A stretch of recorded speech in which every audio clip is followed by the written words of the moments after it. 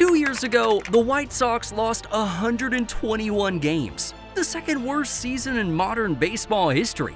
Today, they're in first place. And the way they got there breaks almost every rule the most famous strategy book in baseball history ever taught. That is loss number 121, and the 2024 White Sox. Munetaka Murakami leads things off here for the White Sox. A $34 million bet on a hitter 29 teams refused to sign. A trade the front office had already run once and already watched fail. A leadoff hitter who'd never played the outfield above AA before opening day. Stick around, because by the end of this video, you'll know exactly how all three of those bets paid off. And I'll give you my honest read on whether this team can actually finish what it started. Alright, let's rewind to 2002.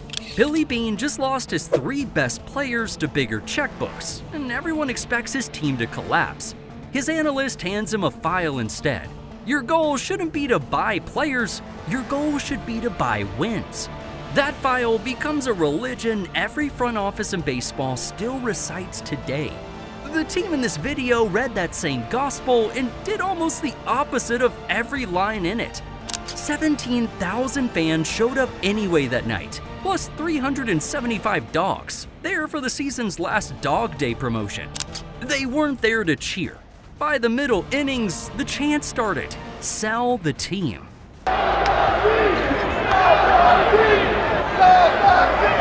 Loss 121 went final that night. Worse than the 1962 Mets, an expansion team engineered from day one to be a punchline. This wasn't a team that needed smarter math. This was a crime scene. This wasn't always a disaster though. 2021, 93 wins, an AL Central title, a roster that made the playoffs. By 2023, 61 wins, 101 losses. Then 2024 turned collapse into a natural disaster. A 21-game losing streak tied for the longest in the sport since 1900. Outfielder Gavin Sheets, asked to explain loss 120, said, "This isn't the kind of attention we want." Owner Jerry Reinsdorf, the longest tenured owner in baseball, had spent the year before telling friends why he wouldn't sell. "Why don't you sell? Why don't you get out?" That's what people kept asking him. He'd always said no. By October 2024, the man who'd always said no was already negotiating his way out the door. The Athletic reported he was in active talks to sell the team, with the wreckage still smoking. This wasn't a rebuild. It was a franchise conceding the argument. So here's what happened next, and none of it should have worked. Chris Getz took the GM job in August 2023 and did the only thing left to do: trade the stars, rebuild around position players. Bet number 1. Run the play that already burned you.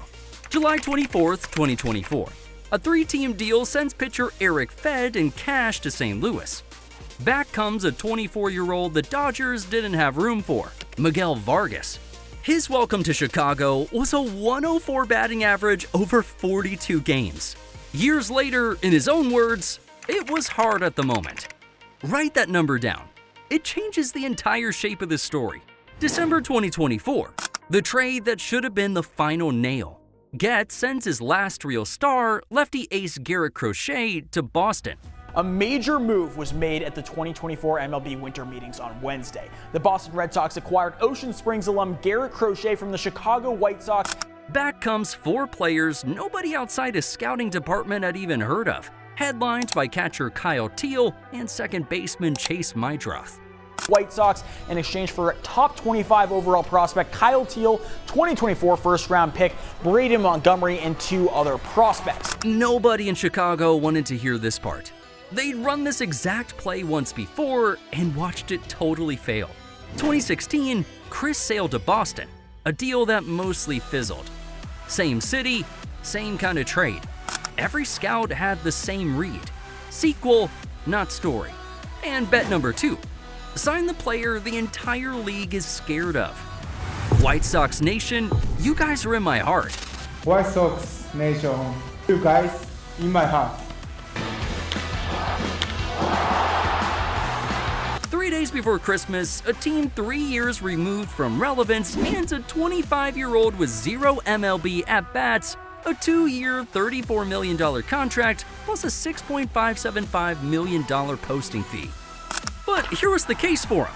56 home runs in a single MPB season at age 22, breaking a record Sadaharu Oh had held since 1964. The case against him was the reason 29 other teams passed, a strikeout rate above 28% in each of his final 3 MPB seasons, and an end-zone contact rate that would have ranked second worst among every qualified hitter in MLB in 2025. The White Sox looked at that number and signed him anyway. And here's how he turned it around. Chicago's hitting coaches didn't try to fix his swing decisions from day one. They just let him keep the aggressive, pull-heavy approach that made him a legend in Japan and built the rest of the lineup around protecting him instead of correcting him. And through his first 57 games, 20 home runs, a 57-homer pace, an OPS pushing 950. 20 home runs for Munetaka Murakami. For 2 months, this looked like the whole story. Then, May 29th, it almost fell apart. Hey guys, this is Jose from Baseball Unleashed. Hey, we're building something special here for all baseball fans. We're going to provide you guys the best MLB content throughout the 2026 season. Hit that subscribe button because you're not going to want to miss out what's next. A routine ground ball. He doesn't finish the run. Grabs the back of his leg. Grade 2 hamstring strain. Out until late June or early July, in the middle of the best rookie season in baseball. This is where every version of this story is supposed to end. The hot streak was a mirage. The kid gets hurt. Chicago fades back into irrelevance by August. But that's not what happened. Quick gut check. If you've been told on May 29th that Chicago was about to lose its best player for a month, would you have bet on first place? Drop your honest answer below and let's see what actually happened. Here's bet number 3. Hand the season to players nobody scouted. So remember that 104 from 2 scenes ago? Here's exactly how Miguel Vargas fixed it. Chicago's coaching staff rebuilt his setup at the plate over the 2024 to 2025 offseason, shortening his load and getting him into a more athletic stance to cut down on the swing and miss that buried him in St. Louis and in his first stint with the Sox. And here are the results. His barrel rate jumped from 9.3% to 14.1% year over year, and his walk rate climbed from 9.8% to 15.2%. By July, the dude was an all-star, the first White Sox third baseman to make the team since Joe Creed in 2008. 16 years since a White Sox third baseman stood on that stage. And the last time anyone at that position wore this uniform in a big league lineup, this same player was hitting 104 and wondering if he still belonged in the sport at all. Then there's Colson Montgomery, Chicago's own 2021 first-round pick out of a small Indiana high school, who spent parts of 2 seasons getting sent back to the minors to simplify his approach and cut down on strikeouts. By this year, the team's leader in WAR. And Sam Antonacci, a 2024 fifth-round pick called up after just 14 games at AAA Charlotte. He'd never taken a big league outfield rep in his life before this season, so the coaching staff threw him into daily outfield reps in spring training and simplified his job at the plate to just one thing: get on base by any means necessary. Now he's Chicago's starting left fielder and leadoff hitter. And his other superpower, according to manager Will Venable, is getting hit by pitches at a franchise record rate. It's a skill that he's developed.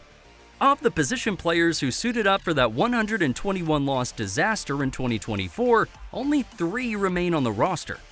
This is not the same team improved. It's basically an entirely different team wearing the same jerseys that happened to inherit the old team's darkest month as a starting point.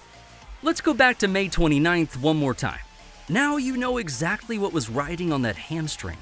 Nobody outside the organization thought any of this was coming either. Fangraph's own preseason model projected the White Sox to go 67-95, the worst forecast in the AL by nearly 5 full wins, with just a 1.1% chance of making the playoffs. So the story doesn't get to end on May 29th because the team doesn't let it. Chicago keeps winning without its best player, staying in the thick of the AL Central race through June. By July, Chicago has first place locked down. Murakami, Vargas, and center fielder Tristan Peters, a cash pickup who'd gone 0 for 12 the year before and then hit .307 this season, are all named All-Stars. A team that's only good because of one player folds the second he's gone. This one took first place while its best player watched from the dugout in street clothes. Throughout the first 3 weeks of the season, the White Sox had the worst offense in baseball. A 195, 286, 316 slash line, hitting rock bottom even with Murakami already in the lineup. From mid-April on, that same lineup hit 260, 343, 451 with 73 home runs, the best offensive production in the American League over that stretch. Measured against every team that lost at least 108 games 2 seasons earlier, that puts this White Sox turnaround second only to the 2021 to 2023 Orioles, who went on to win the AL East. And none of this happened by accident. December 19th, 2025, Chicago hired Carlos Rodriguez away from Tampa Bay, where his development group had posted the best winning percentage in the minors 2 seasons running. GM Chris Getz, announcing the hire, called him an intelligent, thoughtful, and experienced leader. Even 5 months into the turnaround, the industry hadn't caught up.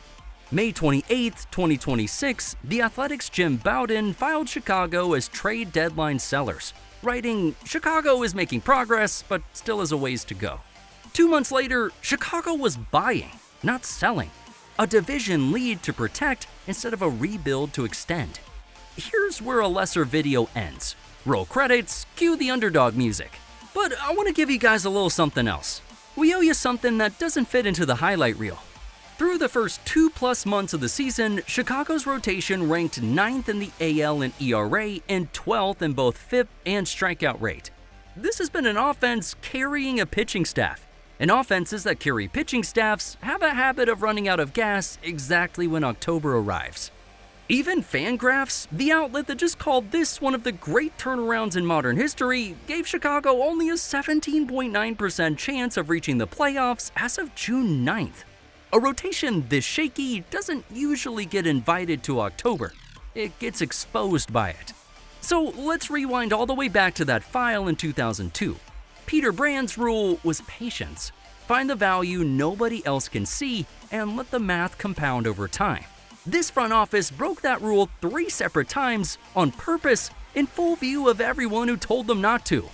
They ran back a trade that had already failed them once. They handed a career-altering contract to a player half the league had crossed off the board. They built a lineup out of a 104 hitter, a 5th-round outfielder who never played the position, and a shortstop from high school most scouts couldn't find on a map. And somehow, in the same 18 months, every single bet landed at once. Moneyball taught a generation of front offices how to play it safe with someone else's money. Chicago just proved there's a second way to win it. And that's my honest answer to the question I opened with. Nobody knows yet if the pitching holds up in October. And that's not a cop-out. That's genuinely the one variable left standing between this team and history. Nobody on the South Side is chanting "sell the team" anymore. But let's ask them again in October. If you want to see the scary truth about Munetaka Murakami, that breakdown is linked right here. And if you enjoyed this one, subscribe. And while you're here, tell me which team or player you want covered next.